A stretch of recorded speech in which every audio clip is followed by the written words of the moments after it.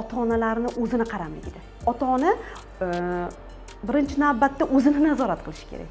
Ota-onani qo'lida ko'rgandan keyin уже bolalarda shu narsani qo'liga olish, ya'ni o'sha narsaga ega chiqishga intilish paydo bo'ladi.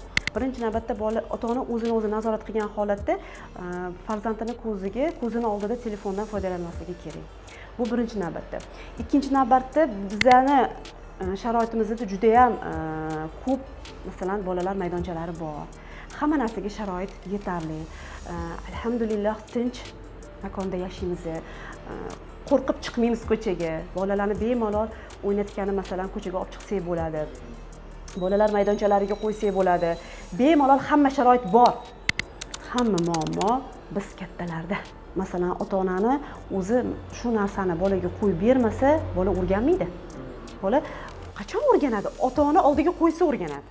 Ota-ona shu narsani, например, ovqat yemaydi, shu sizni deb aytishadi. Mayli yemasin deymanmi?